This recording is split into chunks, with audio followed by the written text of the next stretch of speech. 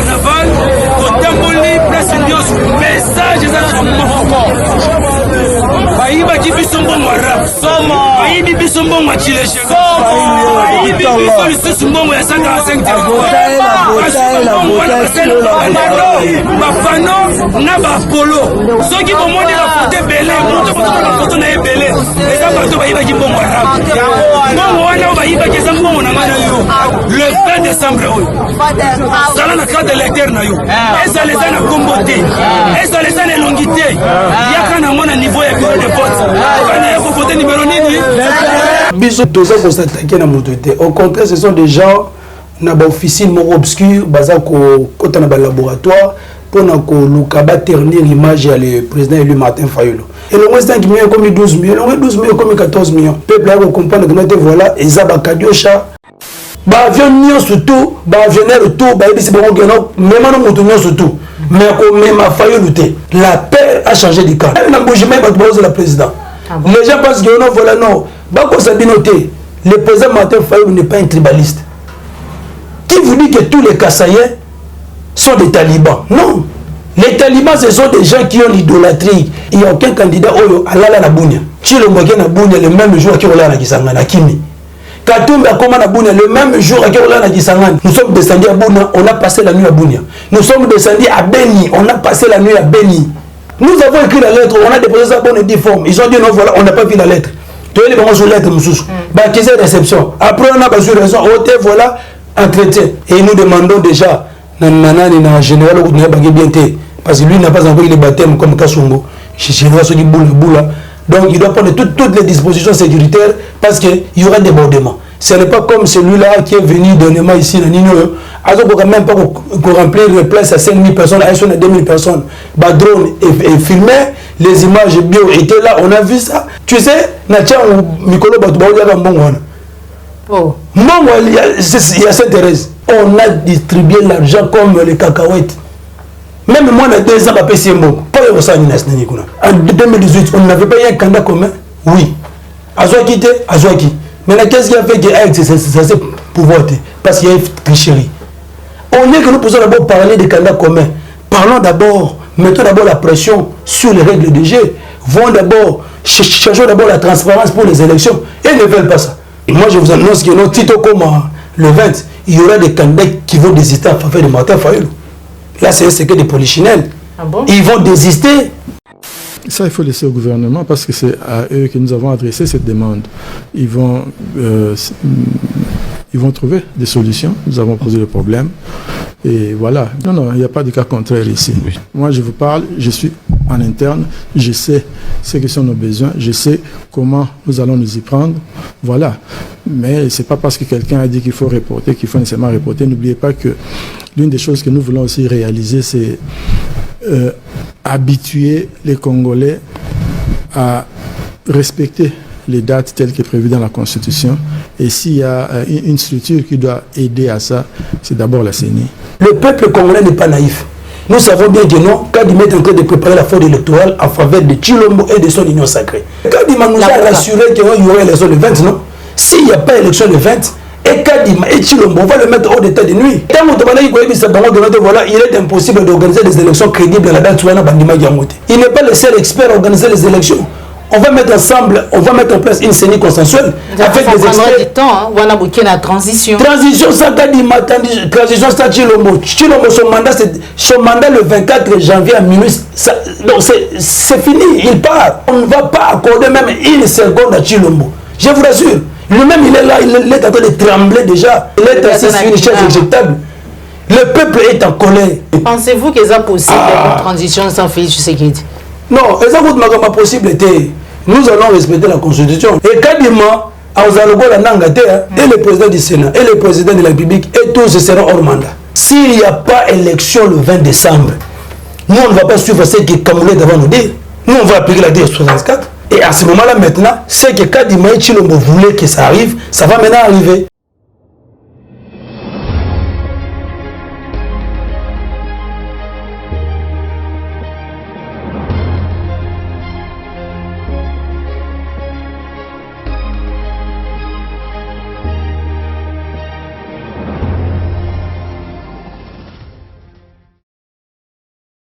Dans amis ebele, ba ibozui libaku ya kolanda émission vérité de tous côtés mukolo mwalelo, mbote na bino, bipagnon se joie bino. Merci la fidélité, mais aussi la confiance au chaque jour vous allez renouveler na carte à la chambre de vérité et voilà mukolo mwalelo, plus clair télévision la chambre de vérité, na souci à conformer bino dans la vérité mais aussi à temps réel. Tous amis mesengo ya koyamba sur ce plateau, fils politique ya président Eli Martin Fayulu Madidi na kombo ya Mike Isem Ikona ou azali bongo secrétaire exécutif il y a SID Funa et le mona yende de la tournée campagne électorale ya mwana mboka Martin Fayulu dernièrement tout mona qui est na carnaval na ngambo ya Funa et longona population congolaise pour na matali maponumi ya 20 décembre 2023 au tozali to kolobela ngona kati émission na biso mokolo mwalelo incertitude ezali bongo ko gagner ba esprit ya ba congolais par rapport na maponumi na date ya le 20 décembre 2023 tozali est-ce que kozala topé kozala te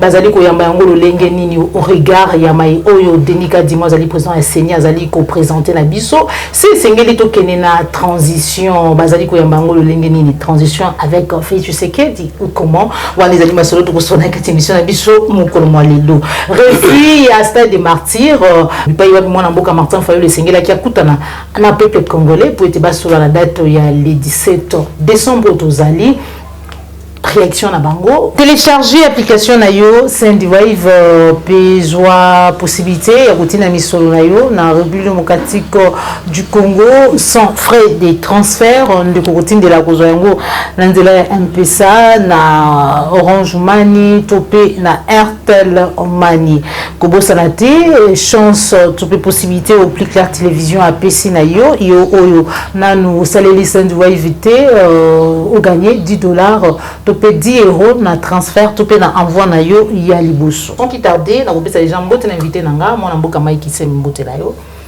mbote maman Joël après beaucoup de reports mais voilà ngayo na plus clair télévision parce que je suis parmi les gens ou bien les personnes qui accompagnaient le président Martin Fayulu pendant 2 semaines à l'intérieur du pays. D'abord je m'excuse pour ma voix qui est un peu cassée suite il y a carnaval à l'obézalaï carnaval mora kafu donc il fallait qu'il dénoncer bamiyibi il fallait qu'il passe un message à la population pour que bayeba nini oyo eza kolega sur terrain de baloba kalokuta et un ascenseur mais vérité à l'escalier voilà tous on a l'image à carnaval on se retrouve juste après.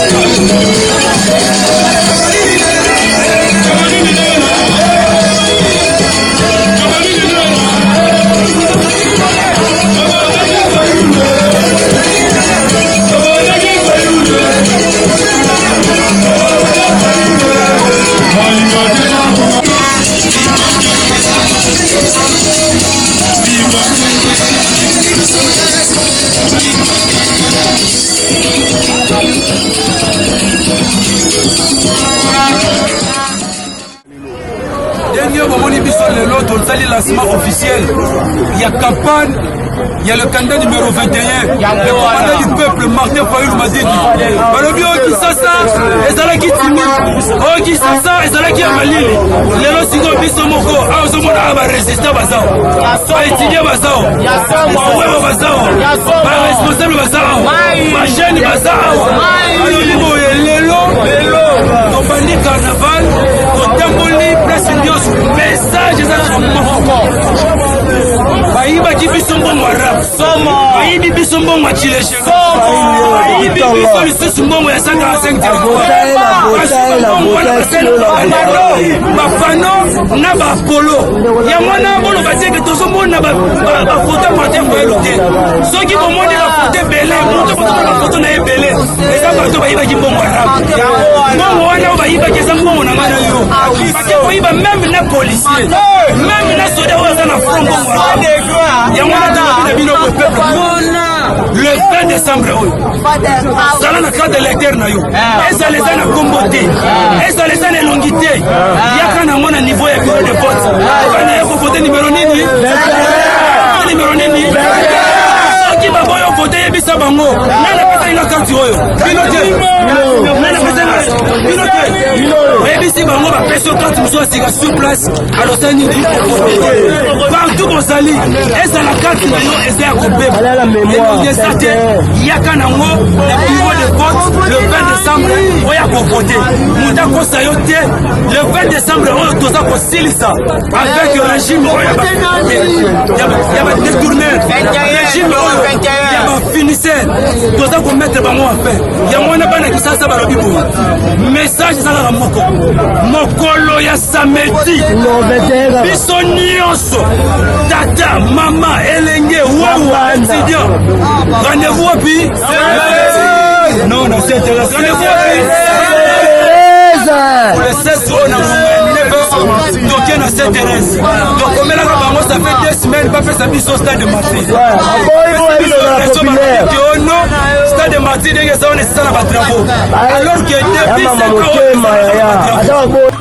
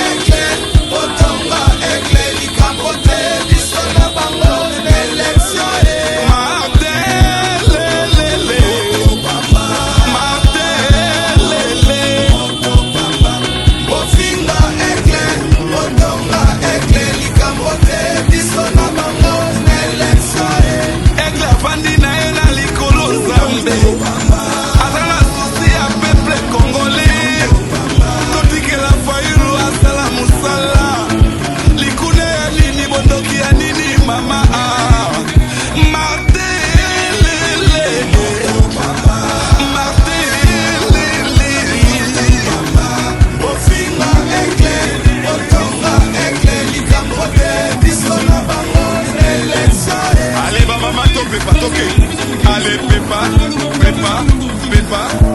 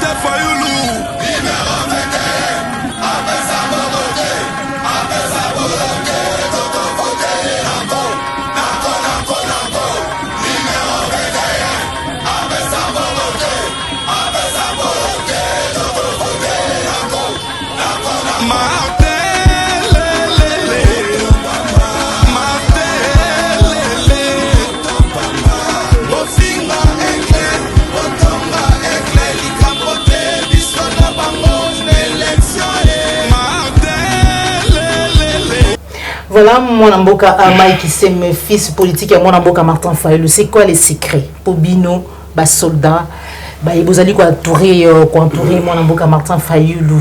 Peuple azela qui Bino vous postulez la députation nationale ou provinciale. Malgré que vous postulez, vous allez wana mais peuple azali toujours répondre na appel na Bino, azali toujours en communion na Bino. C'est quoi les secrets? Non, les secrets c'est juste l'affection que le peuple a envers le président élu Martin Fayulu. Le président élu Martin Fayulu, rappelez-vous, il avait dit ceci. Si aujourd'hui, le peuple est bisinga qui est noté, tolingi mutu mususu. Agolo babon ça va, na vous soutenir mutuana. Mais dès lors que le peuple a zolinga mutuana, il y a besoin d'attachement et puis affection. Quand le peuple l'air, tout ça qui mokano ya ko déposer ba candidature na bisoté. Tant que ba ko auditer fichier on a été oh, ti le peuple batika la ko auditer en moté.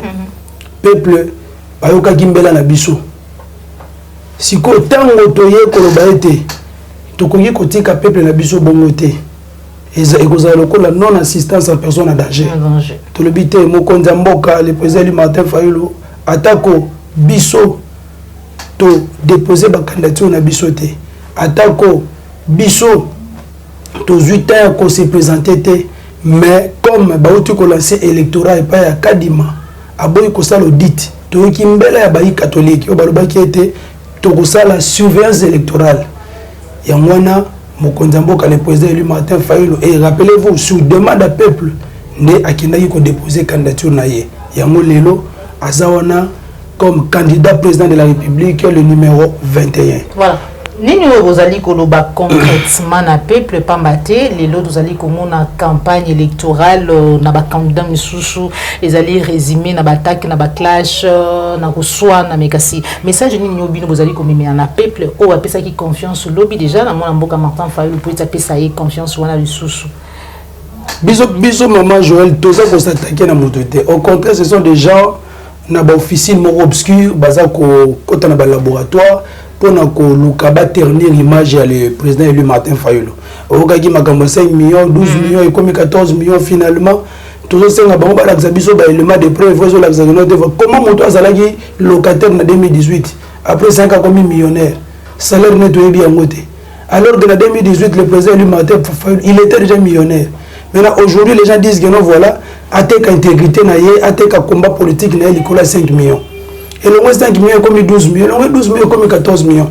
Finalement, le peuple a compris que voilà, ils ont Kadiocha, ils ont Kambolukuta parce que dans le lingue, le candidat président numéro 21, Martin Fayulu, a compris jamais côté intégrité, n'a pas combat politique. Oh, Sphinx, Etienne Tshisekedi, parce que c'est lui le fils politique. Il y a Etienne Tshisekedi. Le rôle le fils politique de Martin Fayulu. Moto la ngade naza imperméable na corruption bazoki bande ko na biso belé tango tozi mokano ya ko déposer te belé bakei lelo baza ko regretter babi parce que toza côté moto aza ko former biso aza aigle amonaka ayeba yike Kadima aventure azo kena ngoyo et comme na niveau moko ko suka lelo Kadima ye wana komi ko luka senga ba avion akomi ko luka senga ba nini tout ça parce que il était soufflé na ebité soki de ozawana oyibi place yo genda voter. Jusqu'à présent, la liste définitive va publier en côté. Une semaine avant, va publier la liste dans chaque bureau de vote. Na tamboli na saola na selemba ou na la fraternité. Na quelle école on a balobi la liste mo va publier ça. Jusqu'à présent, ba ça la demande ba duplicata. Yama to bisi ba kongone boy. So ça na cadre électeur na yo ata kombozate, ata longezate le 20 qui est dans le bureau de vote. Le bana yako voter. So ba tunio ezo mona na teye bisa bango mutapesa na carte eza bino seni. Et sur place, il faut lui donner une solution pour qu'ils votent.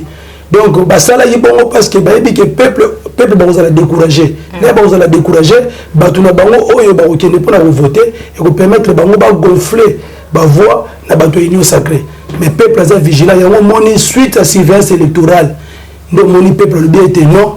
Donc, attaque au audit, basali en moté.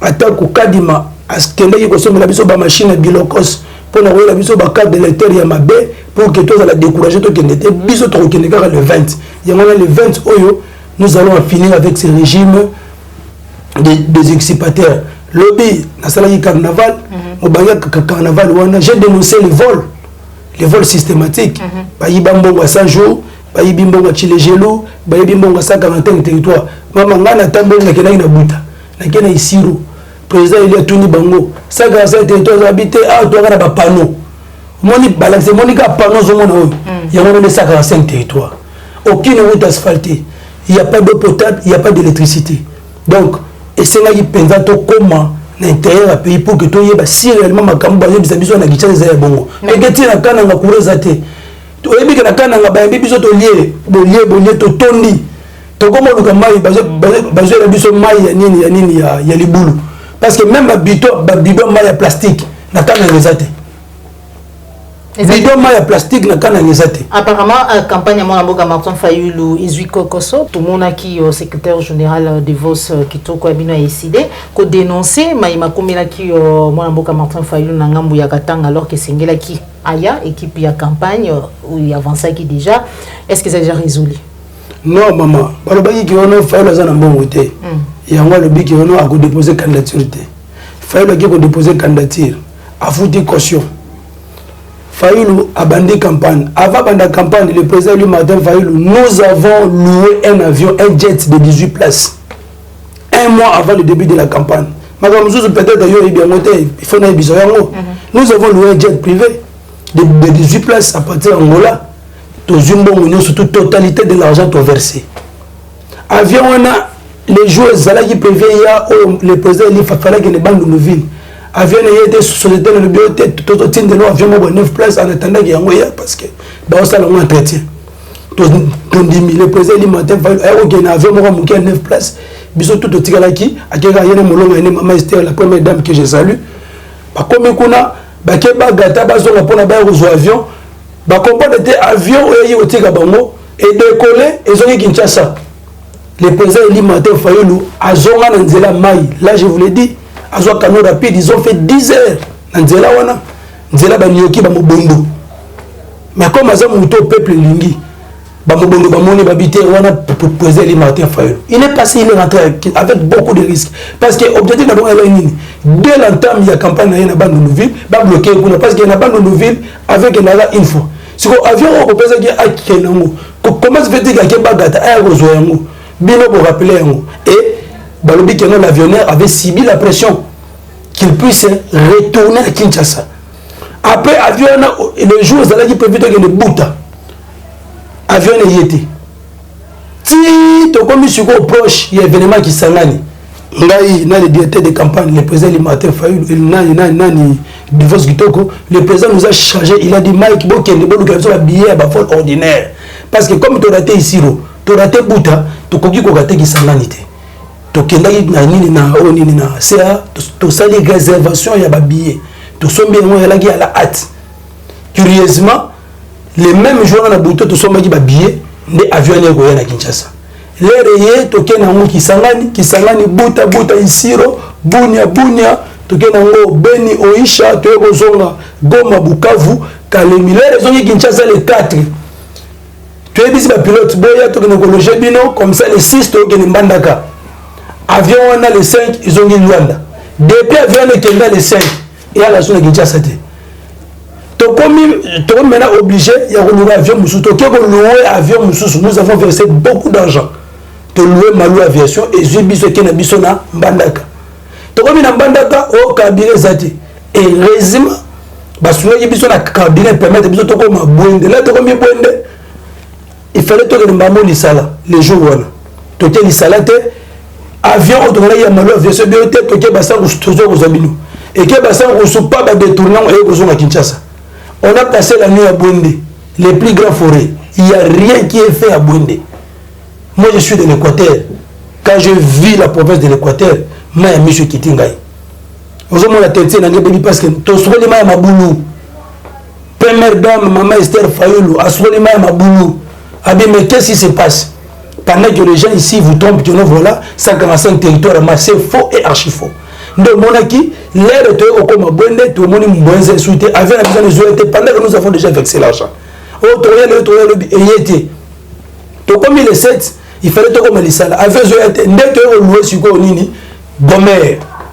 Tu es loué avec Gomer, tout comme les salles. Et au lieu de bison à niveau ya Nini na Gemena, na Bumba.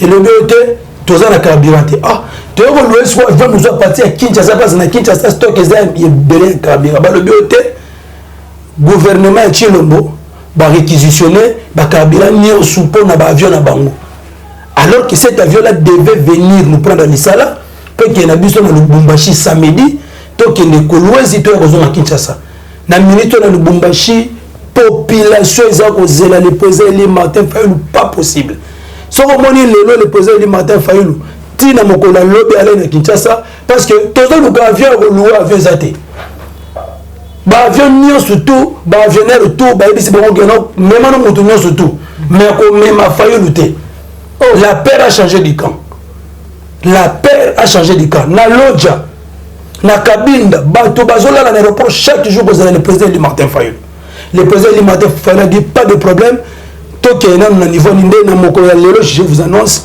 azo kitana inongo na mai ndombe après inongo okene nyoki azongi Kinshasa et après wana na sira oluka sikoya kende bumba pe gemena ceux qui avaient gezala ceux qui avaient monani ake bumba gemena azongi Kinshasa mais nazo bisana bana Lubumbashi Kolwezi Kindu nino Kasai Oriental Mbujimai même na Mbujimai ba bozo la président les gens pensent que non voilà non bako sabinoté le président Martin Fayulu n'est pas un tribaliste. Qui vous dit que tous les Kassaïens sont des talibans? Non. Les talibans, ce sont des gens qui ont l'idolâtrie. Tout ça, les personnes sans âme qui ne connaissent rien, tout ça. Mais les Congolais, les Kassaïens, c'est des tribalistes. Na ba famille na biso tobalana mukongo bali muluba bali tout et partout et puis je vous dis partout nous sommes passés nous sommes un peuple hospitalier bazo tala te que Fayulu mutabandundu on a tout ça partout le président Eli Martin Fayulu est vu comme un sauveur maman au roman na bilili Uvira et puis là vous avez besoin na partie est et ça le candidat président de la République mon côté oyo ake na bazo la turbulence il y a même des Codeco qui étaient là. Il y a même des ADF qui sont venus écouter le président Martin Fayulu. Il y a des ADF qui sont venus écouter le président Martin Fayulu. Et ils ont écouté le message. Tosali, Tokomi na Bunya. Il n'y a aucun candidat Oyo Alala na Bunya. Chilombo na Bunya le même jour qui Ola na Kisangani, à Kimi. Katumbi Akoma na Bunya le même jour qui Ola na Kisangani. Makimeni. Bazo Bangate, sécurité. Mais le président dit Martin Fayulu, oh. Mais nous avons la sécurité pour nous sommes descendus à Bounia, on a passé la nuit à Bounia. Nous sommes descendus à Beni, on a passé la nuit à Beni. Si on n'a pas passé la nuit à Beni, nous sommes allés à Butembo. Quand on route Butembo, Beni, Bakande Bele Kende Butembo en avion. Mais nous on a pris la route. Là où il y a plus de 4 groupes armés. Nous sommes passés, on est arrivé à Butembo, on est comme de tout au Zonga. Route Oicha, Beniville, on a fait la route. Demande à tous ces candidats qui a fait la route. Et puis, route la plus dangereuse, c'est la route Uvira, Bukavu. Soit assurance, il y a président Martin Fayulu, il y a Makassi. Non, mais parce qu'il sait que non, voilà, le peuple l'aime.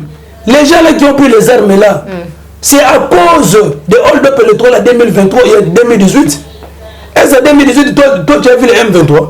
Les M23 c'est parce que bino bokana bango loger bango bopesa bango bopesi bango te motazo de biso M23 c'est Chilombo mais le président Eli Martin Fayulu maintenant batona basima mindu kinde parce que badino basala kana Chilombo simbate le 24 janvier tant où le président Eli Martin Fayulu a prêté seulement au moment les M23 et même vont dire que nous déposons les armes. Voilà. Les Codeco vont quitter la forêt dans la ville.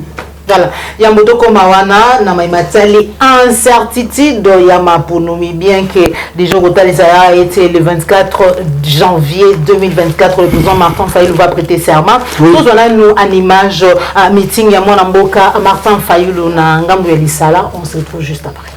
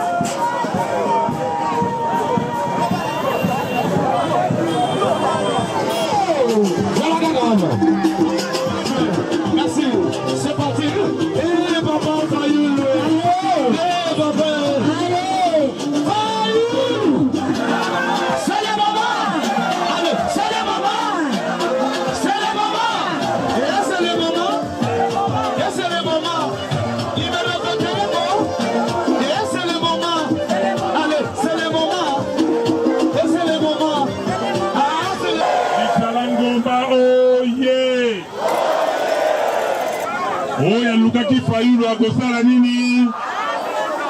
Akosala nini? Nalisala biso toyebaka te toponaka yo na kopona yo toyebi te yo ozwi su te moto mosusu azwi awa toyobikela bie te na bulu bata na bie te epui na kangi ngai toyobona pasi mboka bandaka batekoto na mabulu naiteleta bomisa eza te toyobona pasi makasi ya poshe anabongo eza te ozala mai te hôpital ya pasi wana biso basufri basida mbala kaka me lopanga biso koza ndako te me ndenge na pasi kokaka mpia biso na moyele baya ebele bazawa bayebi kosala misala me tomona moto ya soutenir bango te soki bazoyiba na ntina mpo misala eze te papa me tobengi onde wana na mboka oyo otala nde lisala ebebi meme stade ya pamba toza nango te papa bongo papa nde tomoni o tokosoutenir mpo bongisa ya biso lisala yango toza na eloko ya kitoko te awa stade pamba ya koyamba bato eza te awa toza na mai te awa toza na courant te tofeside ya mboka na biso toyambi na esengo oza mokonzi onde bakona mpona mongala ana mboka mosala eza te ezotala bana mbali basosiete okotiaso mboka otia mwinda moke dola ekita bakongole africaine nde bakokonza biso dola ekita. Merci papa président lokolo yo kokomela biso na lisala totombeli yo boye ibolamu mpe oboni bana lisala batondi awa biso toboti bana ebele oyo bazali na lisala ya mibali me batangi bakelasi babourse ezali te lokola bazali kozwa babourse te baza kosala badefense bakomi na mayele ebele baza kozwa misala te yango wana baza kokoma bakuluna mpo misala ezali te awa na lisala toyebake toza nano premièrement na bibliothèque te baétudia baza bibliothèque eza te toza kala kati nakenda otia nde batfc yango soi-disant moto apresente ta thèse ya doctorat te tozie ta na diplôme moko te ya graduat réseau ebebaka banda sekere pi zero awa na lisala ata message elekaka te baunité eexpire chaque jour moyeni shope eza te sime blanche po tosika soki sikatuni nyonso ekomi pasi nzela oleki ezeta nzela oyo ekoki na yo te le président elu nzela mabe eyoma lokula libulu bakoma otia nzambe oyo na terrain bakandida impopulaire baleki baasuteni biso te baasa mpona etere na bango eza bango bapopulation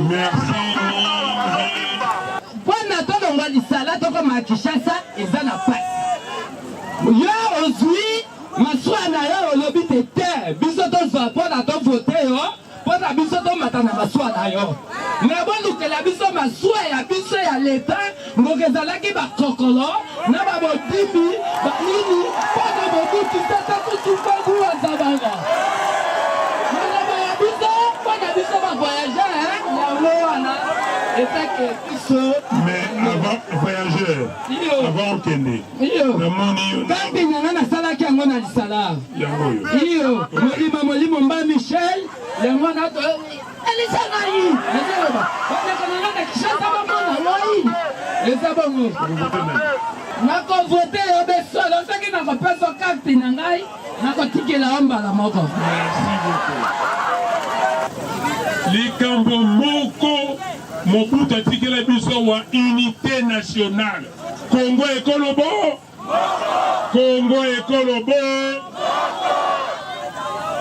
cohésion nationale Tshisekedi ayewa akotisi nini tribalisme Tshisekedi akoti tribalisme est-ce que tokondima yango biso tokozongisa bomoko ya Congo ya bana ya Congo Congo ekolo moko ezali slogan te Congo ekolo moko foto vivre yango bana ya mboka moko ata tolobaka minoko ebele ezali bénédiction ya Nzambe mais ba diversité wana ekokende na unité mpo totombola Congo kala mboka oyo surtout Équateur oyo etelemaka ezalaki mboka monene mpo na likambo ya onatra oyo tokobenga otrako sikoyo masuwa ezali te bolobi sikoyo moto ayawa azwi soki nini baleniere na ye soki nini na tie oyo bokende kokote ye mais l'état azali wapi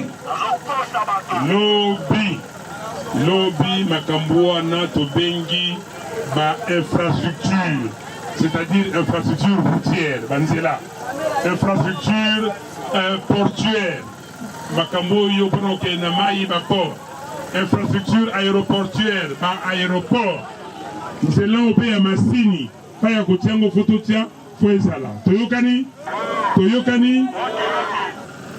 est-ce que bolingi ke élection présidentielle etikala kaka tour moko bien ekoma tour mibale ekoma nini lobi tokozongisa élection présidentielle na 2 tours tour mibale ezala te botutisaka bato mitu ya liboso peuple akei aponi moto ya lingi ou bien bato mibale oyo bakokende batikali bango mibale ala nsima balliance ekomi kosalama ezalaka boye te yango wana démocratie sikoyo ekomi oyo asali kuna akomi kosomba bato est-ce que basombaka bato est-ce que moto na mokili oyo Nzambe asali aza na mbongo ya kosomba bato mais yo soki ozali moto Nzambe akela basombi yo na mbongo est-ce que oza moto est-ce que oza na ntina babozoseka oza nani ngai moto alobi yango nani alobi yango bana lisala yo moto oyo olobi ke ngai na kosala boye lobi okei non c'est-à-dire que okomi olobi konta yango oyo mpona bakakoli donc okomi marchandise ndeko na ngai moto Nzambe akela azali na prix te ndenge balobako moto nyonso aza na prix te likambo ya discussion eza discussion soki ekomi likambo ya mbongo basomba yo boya yango na motema moko kombo na ngai Fayulu oyoki oyo bameka bakoka te moto akokoka ngai azali te kaka Nzambe okei nazali mwana Kisasa nazali Mongala oyoki nalobaka polele nabombaka te toyokani bomba oyo alingi komeka akozwa yango eza boye te baoyo bakanisaki ke baki kosala complot soki na Afrique du Sud soki wapi mpo bameka Fayulu eske bakoki oyo bakosaki ke oyo azwi boye bakoki peuple andimi bango voilà bayeba ke bato mosusu batumelaka bango te omeki okokutana ok omeki okokutana yango libaku ezali makasi Congo ekozala lisusu dirige te na bato oyo baza na makasi te bato oyo baza na bokasi te ekozala dirige lobi soki bopesi nga pouvoir wana nakolakisa bango ke naza mobali nazali mwana ya Congo toyokani nazali na yekoli mayele ezali na moto eza na bongo nakoyebisa na soki olobi likambo nakobeta loboko nalobi ke wana etali biso te wana etali biso te toyokani ndenge ndeko lobi eske napesi bino mbongo mpo boyawa napesi bino polo nayoki nse bango boyebango susu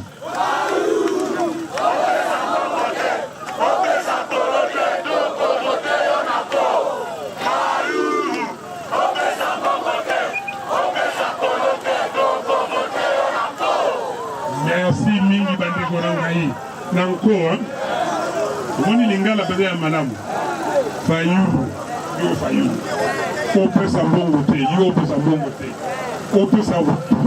opesa polo te biso tokovotele na nkoa omoni lingala elengi ndenge bolambi yango mama ozoseka nalingaka monoko wana mingi tango na yu mwana moke soki bafala lisolo babenga maboke mama moko ayena komene manzo alobanzo te na mosusu ebaso Catalina soki bazoloba na maboke na molengi ya pembe soki baza koloba bandeko na ngai tozala moloko kitoko naki kosala na Mali na babino lisolo naki kosala na Mali nakutana na bandeko tozala na feti moko bakomi koloba oh no na mokili oyo minoko mibale eleki kitoko na mokili mobimba nga mpe na vai na nga nye na yoka bango baza kosolola babio monoko ya liboso italien nga mpe na ndimi parce que italien eza monoko ya malamu natili bongo ya mibale oyo ya mibale lingala lingala betela Congo maboko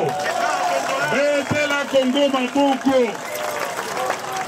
mais nayoki yango mikolo oyo mpe nasepeli parce que nani azalobani yo ozala makanisi na ngai obendengene omoni symbiose omoni ngai na population ndenge toza bomoko me mikolo nalandi leki fali pupa nani aza koloba ke le lingala la plus belle langue du monde est-ce que eza esengo te est-ce que eza esengo te ya moto akolobela lokumu ya mboka ale sikoyo biso biso boye ale tape makoye beta pona esengo beta sote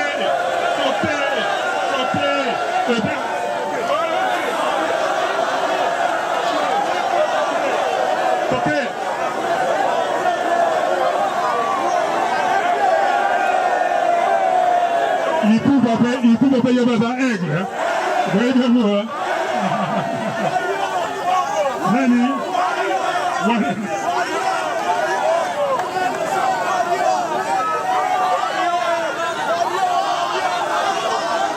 Ayawa. Vous voyez bien ça y est.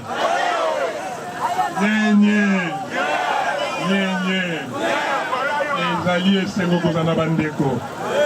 Surtout bandeko oyo batio na motema na bango bandeko oyo balobi ke bakovote numéro combien biliaki bango bisali nini bakanisaki ke bayibi bakotika nango seseko bandeko na ngai boyoka video ezali mais lokuta yaka na sancerre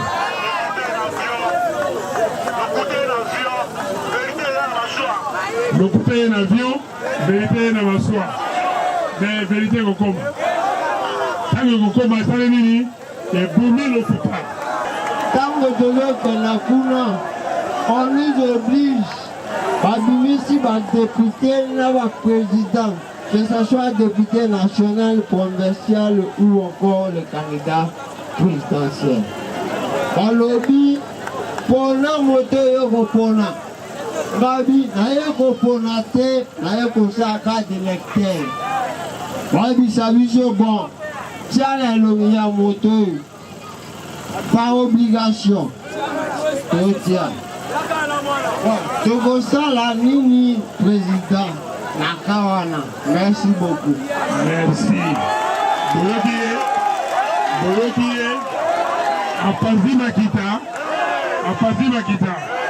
Mwana Congo azalaka ndenge wana me kondima bango te. Tobondeli obwe na makoti na yo. Libana yo na makambo misusu na makoti na yo ndeko kozonga kokanisa biso ata na bake po esalisa biso bana ya lisala bana ya mongala oyo topona yo mpe tokoba kolinga yo yango toye awa boye. Merci président. Merci ndeko. Eloko wana soki tozwi pouvoir l'État akosala ngo mbala moko. Toyokani? Merci beaucoup.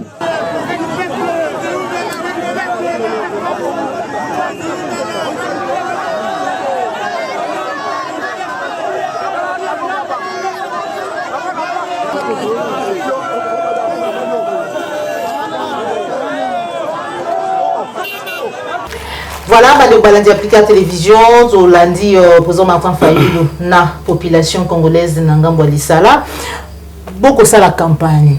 Ils allaient kokoba président Martin Fayulu et le Mona Bino vous allez kotalisa na peuple congolais programme oyo Mwana Mboka Martin Fayulu a bombé le bango une fois élu comme président de la République mais incertitude wana sema ponumi tant vous allez koyoka tongo midi pour Corneille Nangaa ancien président ya CENI ou azali quand même na mon expérience na matali maponumi koloba ete au regard ya mayo yo Denika di mazali ko présenter biso lelo maponumi zali moins passé yo moko zali komona dernièrement ba matériel monsieur ekomaki mais jusque là pizza ba machine et autres o ekoki mi ma peuple na vote na ne comité réaction na yo pour tous zali ko to ko ka report ya. Je voudrais qu'on coupe court à à ce débat en obtenant la réponse. Est-ce que vous avez aujourd'hui ces hélicoptères et ces Antonov? Est-ce qu'ils sont là? Non, pas encore. Vous dites que vous avez fait la demande le 5, formelle. Vous avez déjà pris des contacts avant. Vous allez les recevoir quand? Parce que crainte il y a, à l'heure actuelle, en RDC, il n'y a pas d'avion. Ces hélicoptères, cet Antonov, ils vont venir d'où? Ça, il faut laisser au gouvernement parce que c'est à eux que nous avons adressé cette demande. Ils vont trouver des solutions. Nous avons posé le problème. Et voilà. Donc, au cas contraire?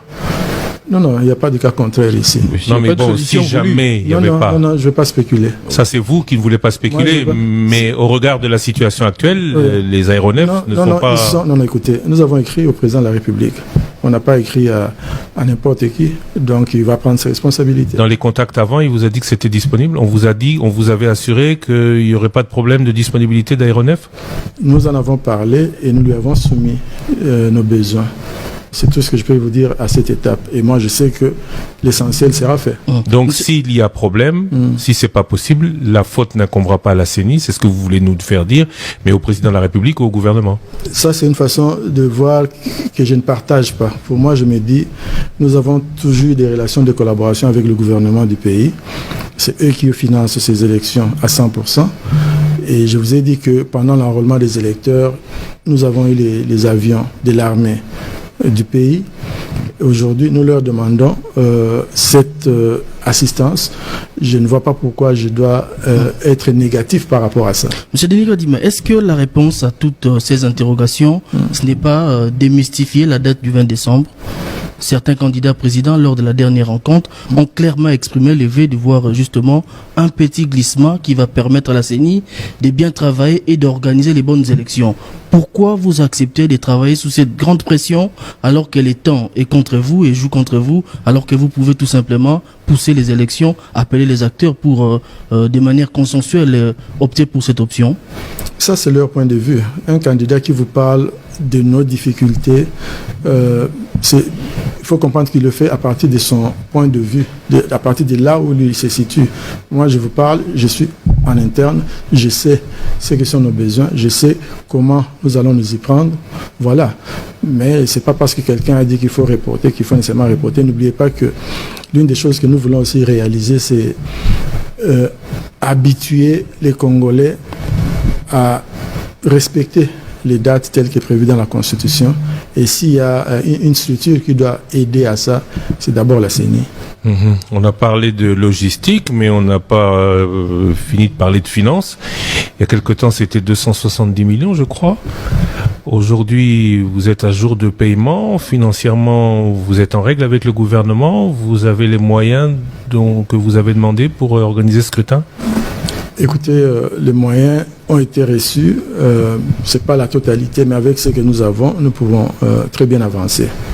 Mais est-ce que tout cela n'arrive pas parce que vous n'avez pas reçu à temps les moyens, parce que les commandes se font sur base des financements? Vous avez commencé à vous plaindre depuis, je ne sais pas, depuis 2 ans qu'on vous a eu, par rapport à la programmation faite par la CENI. Les moyens ne suivaient pas. Jusqu'à il y a 1 mois encore, c'était la même chose, c'était 300 millions. Est-ce que tout cela, ce n'est pas la conséquence de ce financement qui n'arrivait pas au moment où la CENI l'attendait? Écoutez, à l'étape où nous sommes, je ne pense pas que c'est le moment de tirer de telles conclusions, commencer à jeter les pierres sur une ou l'autre personne. Je pense que Pour le moment, nous devons nous concentrer à réaliser l'objectif qui est le nôtre, c'est d'organiser les élections à temps. Sans doute, après les élections, il y aura des leçons que nous devons tirer pour que certaines choses soient améliorées et d'autres ne se répètent pas. Pour le moment, vous voulez porter la croix vous-même. Bon. Parce que les élections que prépare Kadima, ce sont des élections chaotiques. Nous avons dénoncé ça depuis. Le président du Martin Fayulu, quand il disait que nous voilà depuis 2022, venez rencontrer-nous autour d'une table pour qu'il y ait un cadre de concertation. Parce qu'il voyait déjà ce qui va arriver en 2023. Les gens ont vu comme si le président Martin Fayulu avait besoin du pouvoir. Or, on lui avait dit d'être vice-président de Tshilombo, il a refusé. On lui a proposé plusieurs histoires, il a refusé. Bon, Gagana, il n'a pas été en 2022, on a commencé tout ça. Alors, non, venez, mettons en place une CENI consensuelle. Mettons en place une loi électorale consensuelle. Aujourd'hui, nous avons une loi électorale taillée sur mesure. Aujourd'hui, nous avons la Cour constitutionnelle monologue, où on trouve seulement les gens de l'Union sacrée. Aujourd'hui, on a une CENI monologue, il n'y a pas l'opposition. Maintenant, vous voulez mener dans ce contexte ici, nous irons aux élections, et par après, s'il y a hold-up électoral, vous pensez qu'après les élections, il y aura la paix? Non. On a vu, parce que les présidents, les gens pensent que non, c'est un homme de paix. Ceux qui ont gagné l'élection, gagné de manière loyale. Il y a des gens qui se prétendaient que non, voilà, on a un leader. On dit que le sport, on comme candidat. Après, au moins de 2 ans, on a comme potentiel challenger, Félix Tshisekedi. Non, d'abord, il sera bien, aux impériaux. On peut le donner la FECOFA. On peut même plaider pour lui comme président, il y a FIFA. Parce que même le gouvernement parce que déjà c'est un volet patenté. Donc on va plaider pour lui à la FIFA parce que comme c'est un expert dans Magambabal et tout ça, c'est bon. Mais les lots va donner les leçons parce qu'ils pensaient que non, voilà, la popularité qu'ils avaient dans Magamba Sport serait la politique de Simba. Ce n'est pas ça. Tu as vu Banani Waranson il y a en 2018. Alors quand on a Gimbantege, Bato Boulé et Robert concert. Ah papa, yo te bina makambo ya nini ya robina. Siko wezo makambo politique ndenge nini azwaka te. Lelo zo na yoki suzu kaka yo na suzu akesu candidat. Bon, na ebite pas à changer kimi ki mbanteka ke na nini na bandono. Na ebite par quel major oneka. Bato bongo siko aujourd'hui ba komi ko pesa muntu oyo depuis 2018 a traîné la constance a tigali bongo ti na 2023. Ya mwana ba ko sabinoté. Le peuple congolais n'est pas naïf. Nous savons bien que non, quand il met en train de préparer la fraude électorale en faveur de Tshilombo et de son union sacrée. Voilà pourquoi nous on dit ceci. Quand on est dans la mabete, qu'il y a le 20 na une. Bisous le 20 dans les années, il y a le bureau de vote place où toujours parce qu'il y a le cas de maladie à la mouque qui est machine de vote élection exacte pour ça la nini est sidé. Non mais Kadima nous a rassuré qu'il y aurait l'élection le 20, non? S'il n'y a pas élection le 20, et Kadima et Tshilombo, on va le mettre hors d'état de nuit. Quand vous disiez que Kadima c'est un expert en observation, personne n'a cru. Non, mais c'est un expert en matière électorale. Il sait comment est-ce qu'on organise l'élection. Mais aujourd'hui, Kadima est un expert en matière d'observation. Il voulait maintenant donner des leçons à Mouto à Yebi Makambouya élection. Voilà, maintenant il est maintenant bloqué. Et là, les gens sont Kadima, on est sur ni ça là, ni notre relation comme message. Balingi sur la stratégie na bango, va s'appuyer na cour constitutionnelle. Oui, plante ya mona Fayulu. Balingi va s'appuyer. Mais tant que tu vas dire bango de voilà, il est impossible d'organiser des élections crédibles à la date où on a bandima Giamote. Mais bien babi tu attendais là que déjà il y a un les canandila plainte. Porter déjà Kadima plainte na cour de cassation, tu vas battre pour que ba kangaité. Kadima c'est quelqu'un qui va faire la prison, on doit l'arrêter. Parce que si demain il y a désordre, si demain il y a trouble dans ce pays, les responsables seront Kadima. Mais si on arrête Kadima, il n'y aura pas élection. Mais si on l'arrête, on va trouver une solution. Il n'est pas le seul expert à organiser les élections. On va mettre ensemble, on va mettre en place une CENI consensuelle avec des experts. Du temps, on va bouquer la transition. Transition sans Kadima, transition sans Tshilombo. Tshilombo, son mandat le 24 janvier à minuit, donc c'est fini, il part. C'est-à-dire on ne va pas accorder même une seconde à Tshilombo. Je vous rassure. Lui-même, il est là, il est en train de trembler déjà. Il est assis sur une chaise éjectable. Le peuple est en colère. Le 20 décembre, organisez-nous les élections. Comme vous avez dit que vous allez organiser les élections le 20 décembre. On est arrivé ici, il n'y a même pas d'avion. On se demande maintenant quand est-ce que les matériels vont arriver ici les déploiements dans les différents territoires, parce qu'on nous a même dit quitter Bouta jusqu'à ici où les gens font une semaine par la route. Bon, maman, maintenant dans ce contexte-là, il y a des endroits où il n'y a pas des aérodromes. Vous devez jamais faire la route. Mais la route est impraticable. Attendez, ça va vous prendre même 2 semaines. Maintenant, de toute façon, une semaine. Même nous, quand on a un chef ici, on a un bureau, une machine, on a un territoire, on a un wamba. Pensez-vous que c'est possible une transition sans Félix Tshisekedi? Non, c'est possible. Nous allons respecter la Constitution. La Constitution dit ceci que le mandat du président de la République est de 5 ans. Renouvelable une seule fois. Le mandat de Tshisekedi termine, le mandat d'Issoupé termine le 24 janvier à minuit.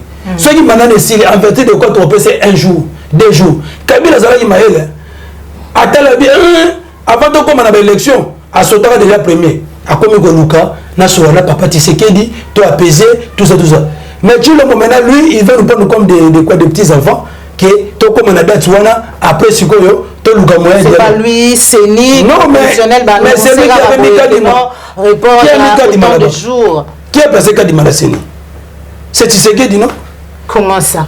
C'était moi seul délégué de l'opposition à la Sénazate. Maman, nous dirigeons vers des élections chaotiques. Nous allons veiller le 20 décembre. On va attendre jusqu'à ce qu'on va afficher des résultats bureau de vote par bureau de vote. Et à la fin, même nous allons faire le comptage. On n'attendra pas que Kadima puisse publier le nom du vainqueur.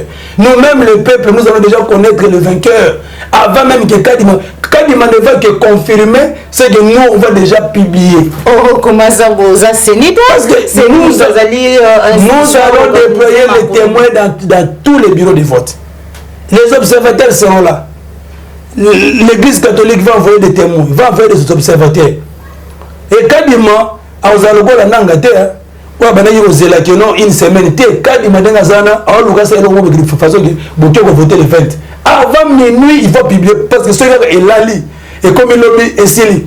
Tout ce qu'il va nous dire est le symbole sous-doté. Donc, on va mettre en place des mécanismes de surveillance efficaces et on va, si vous même faire 2 jours, on fera 2 jours dans les bureaux de vote pour attendre les résultats ou pour afficher dans les bureaux de vote. Voilà. Moi, Mike Sem, toujours na mutuna na ngao Italie plante il y a moi Martin Fayeb, docteur Denis Mukwege, Théodore Ngoyi et les autres au batali saki maïnyon sont aux alliés comme on a lelo, c'était déjà prévisible. Le lengo kotali ça était ma ponomi au cas d'imazali ko organiser zali ma ponomi encore chaotique.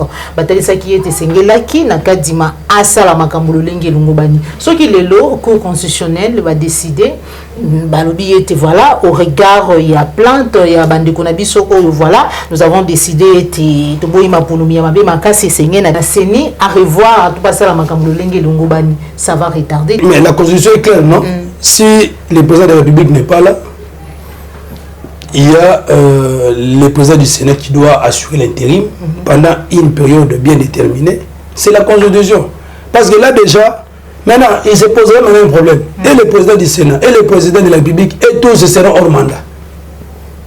Maintenant, dans ce contexte-là maintenant, qu'est-ce qu'on fera? On aura une transition sans les institutions aux hors mandat. Et là, maintenant, nous allons maintenant déterminer maintenant quel sera maintenant le format de la transition. Nous, même si aujourd'hui, il y aura 6 mois de transition, même 1 année de transition, l'objectif c'est quoi? Qui est un bon enrôlement. Parce qu'il y a une frange de la population qui s'enrôle. FCC, nous autres, nous sommes des candidats. Nos dossiers n'ont pas été déposés. On doit laisser la liberté à tout Congolais de faire quoi? De déposer sa candidature. Et à ce moment-là, maintenant, on va mettre en place une cour constitutionnelle consensuelle. Pas une cour constitutionnelle monologue ou des gens et tout ça. Non, non. Et là, les choses vont maintenant. Et puis, on va déterminer même les contextes dans lesquels on ira dans la transition. Tout ça, c'est autour des discussions avec toutes les parties prenantes. La société civile sera là. Ouais. L'opposition sera là. La majorité sera là. Maintenant, on va décider.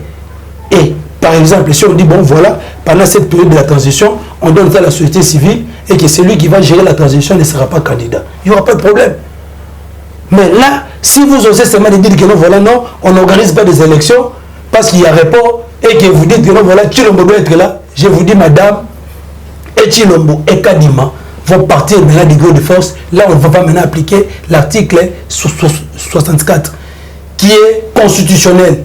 Même la Cour constitutionnelle sait très bien que non, si aujourd'hui on applique l'article 64 et que toutes les institutions tombent, la souveraineté revient au peuple, c'est au peuple maintenant de décider que nous donnons du pouvoir dans boy. Je donne ça à X. Et on y va comme ça. Donc, maman, Nani Joël. Oui, les solos, il y a un gouvernement, il y a Union nationale et Simbate. Non, c'est le peuple qui peut décider. Opposition parce que déjà. Là, c'est le peuple est souverain. Confère l'article 5. Le peuple te décide même de la Cour constitutionnelle. Est-ce que vous le savez très bien que le peuple te décide de la Cour constitutionnelle? C'est pour nous. S'il n'y a pas élection le 20 décembre, nous, on ne va pas suivre ce que Kamoulet va nous dire. Nous, on va appliquer l'article 64 parce qu'on sait que nous, voilà, on sera déjà hors délai. Et à ce moment-là, maintenant, c'est que quand Dimaï Chilombo voulait que ça arrive, ça va maintenant arriver. C'est comme ça. On n'a pas d'autre choix. Nous irons aux élections. Il disait que Fayoulou appelle des élections parce qu'il n'a pas l'argent. Il est là dans la course. Il dépense des millions d'argent. Tu sais, l'argent que nous dépensons pour payer pour payer les hôtels, pour la restauration, pour ceci, pour cela, tout, pour les avions. Maintenant, vous dites, maintenant, voilà, on fait la campagne pendant 30 jours et on arrive maintenant le 18 mai, le 19, voilà, le 20, il n'y aura pas d'élection. Mais je vous dis, comme c'est lui qui a la manette, il va dire, bon, on applique l'article 64. Et là, en ce moment-là, maintenant, les peuples maintenant va se prendre en charge. Voilà. Bon, il y a tenir un meeting dans le stade des martyrs. Libino, pour des raisons, il y a un entretien à stade des martyrs. C'est faux. 2027. Quelle est votre décision? Comment avez-vous réagi? C'est une vaste blague. C'est une vaste blague. Nous sommes déjà habitués avec ces régimes ici, des frappeurs, des exculpateurs. On connaît ça, on connaît leur méthode. Ils ont peur pourquoi? Ils sont très agités, ils ont peur pourquoi? Hier, les gens m'ont demandé, mais toi tu vas faire le carnaval, est-ce que tu as écrit en Gobelin? Il est candidat. Moi, pour faire une activité, je n'ai pas besoin d'écrire en Gobelin. En fait, vous voyez quand même, le président Martin Fayulu, quand même, c'est un homme qui aime quand même tout ça. Mais aujourd'hui, 17, je serai au stade de Martyrs. Qui va l'empêcher? Personne. S'il dit que demain, qui va l'empêcher? Nous avons écrit la lettre, on a déposé ça pour une difforme. Ils ont dit non, voilà, on n'a pas vu la lettre. Tu vois, les gens sur la lettre, baptisé réception. Après, on a pas sur raison. Voilà, entretien. Tant que tu le meeting au stade de Martyrs.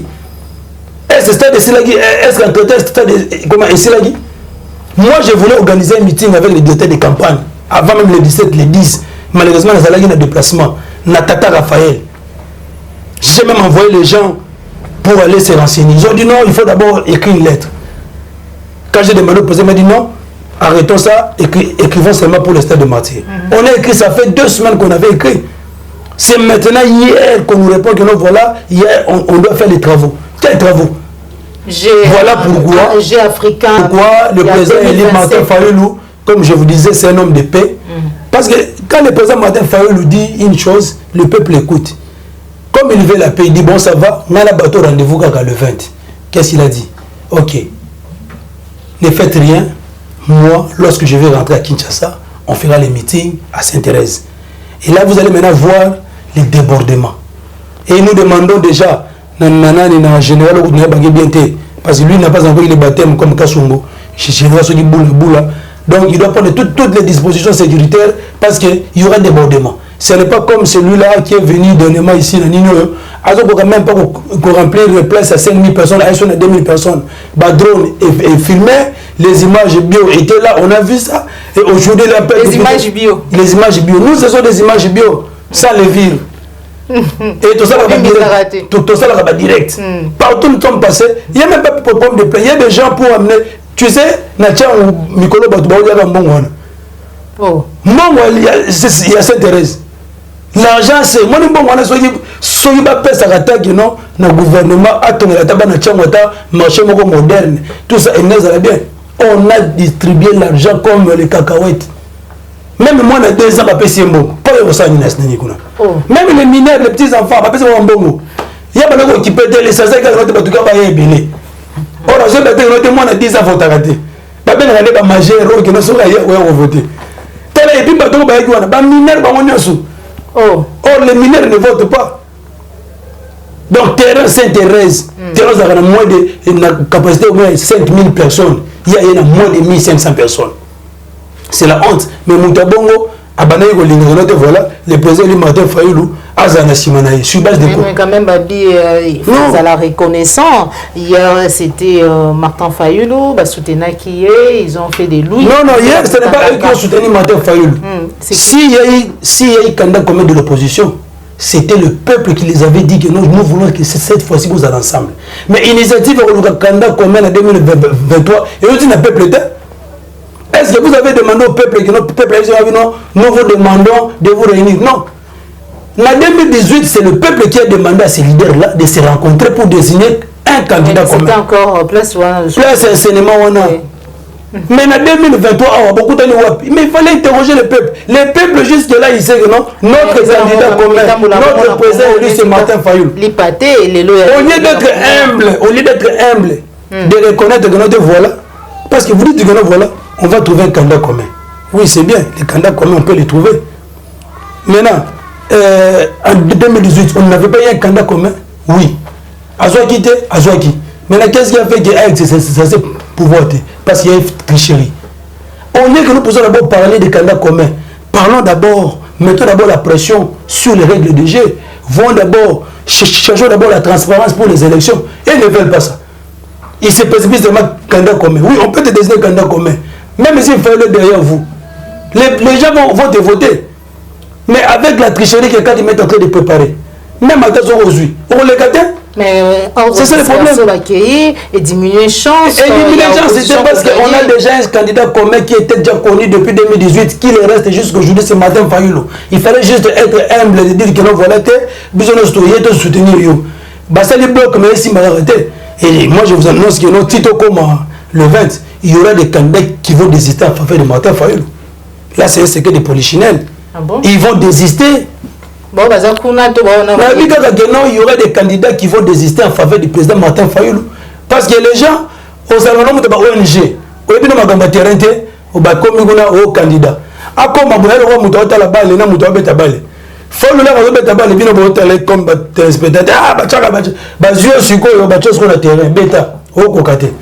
on est arrivé à Beni, on a rencontré un candidat à l'aéroport. À l'aéroport, Fayoulou a dit il peut quitter, c'est pas possible. Il est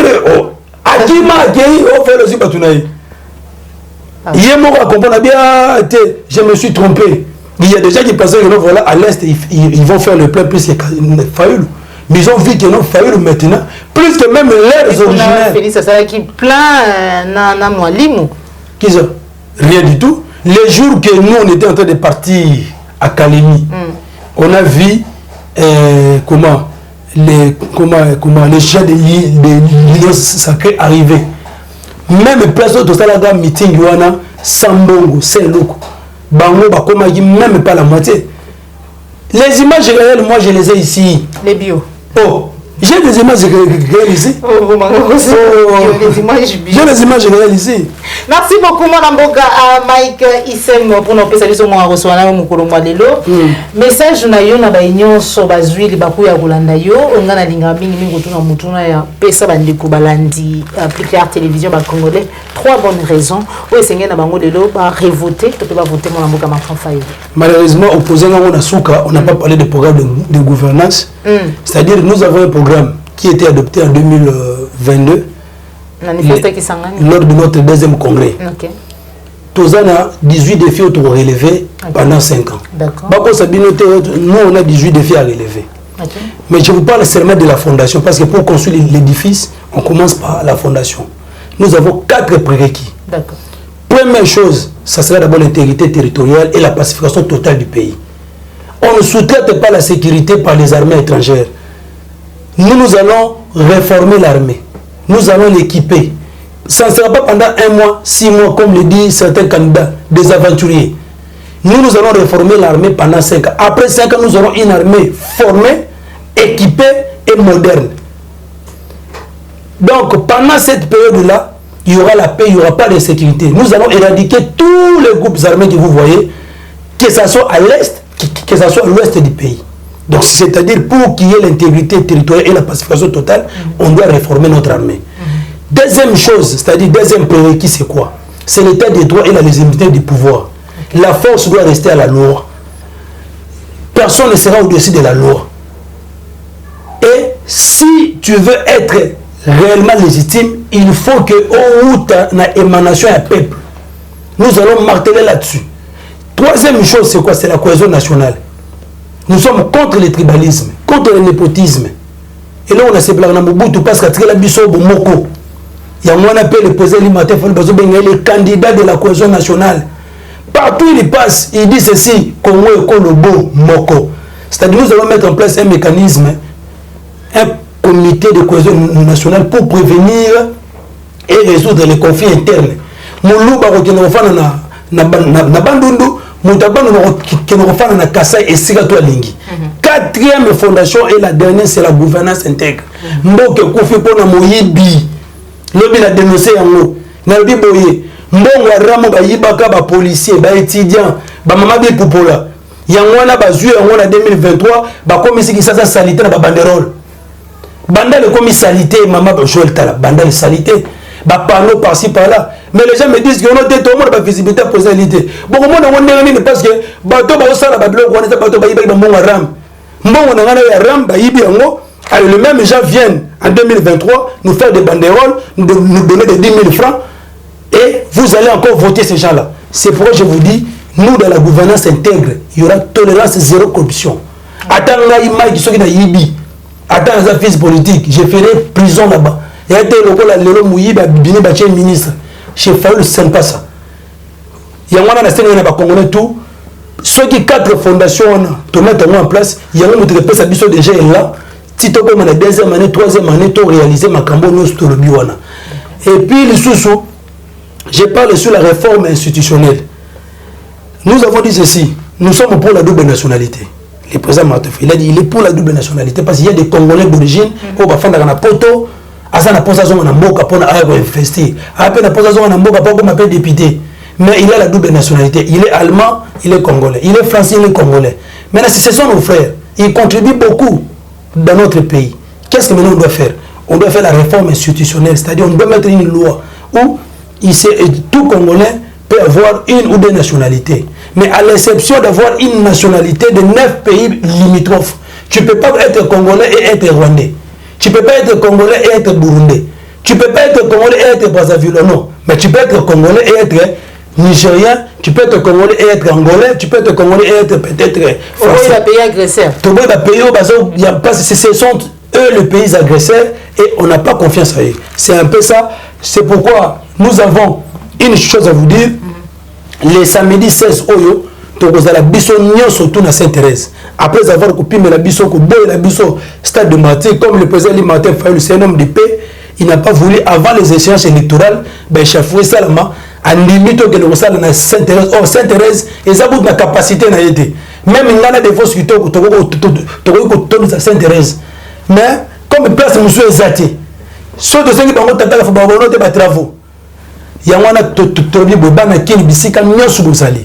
Samedi le 16, tozana mo bangé na meeting ya kafu na Sainte-Thérèse na ngonga 9h. Le fils politique sera là avec 15 000 personnes. Devos Kitoko sera là avec 30 000 personnes. Bon, il y a le président de la combien? Bafoua, Bachala. Et puis, rendez-vous à le 20. Aux ans à 4 de l'éternel, il faut que Zate comme vous Zate. Qu'on décourage les 20, qui est dans la place au Canada, vous avez carte. Il y a un bureau de vote. Qui est dans la voter Fayulu. Ceux qui ont dénoncé Benanga Ouyawana, ils ont carte sur place pour voter. Merci beaucoup. Le numéro 21. Merci à Madame Joël pour l'invitation. Au moment où on a l'émission, pour vous dire que non, on a plus que la télévision. Vérité, on a solo. Il y a solo. Merci beaucoup. Merci beaucoup à mon amboka Mike Issem, fils politique à mon amboka Martin Fayulu de nous avoir honoré. Merci à l'union sur Julie Bakoya pour l'anabiso Moukolomoualelo. Abonnez-vous massivement. Sur Plicard Télévision, la chaîne des vérités. Au revoir.